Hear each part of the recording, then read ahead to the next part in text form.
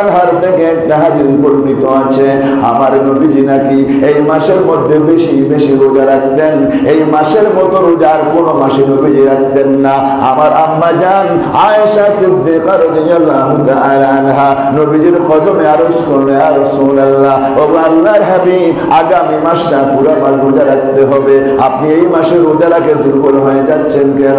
হযরতে আম্মা জান আয়েশা সিদ্দিকাকে আমার নবীজি বড় ভালোবাসতেন।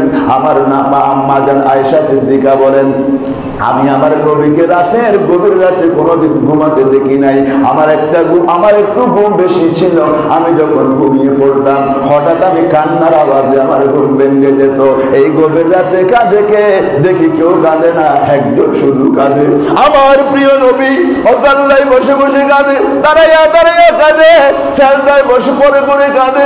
আমি ডাক দিলাম, ইয়া রাসূলুল্লাহ, এই গভীর রাতে মদিনার মানুষ ঘুমায়, আপনি কাঁদেন কেন? হযরতে আম্মা জান আয়েশা সিদ্দিকা বলে, আমার নবী আমাকে ডাক দিয়া বলে, আয়েশা রে, আমার লক্ষ লক্ষ কোটি কোটি উম্মত, আমি আমার গুনাহগার উম্মতকে ছাড়া এক মুহূর্ত বাঁচতে পারি না। আমি আমার উম্মতের কথা চিন্তা করা ছাড়া এক সেকেন্ড থাকতে পারি না। এই তাহাজ্জুদের মুসল্লায় যখন দাঁড়ায়া যায়, আমার আল্লাহর সাথে আমার সাথে কোনো পর্দা থাকে না।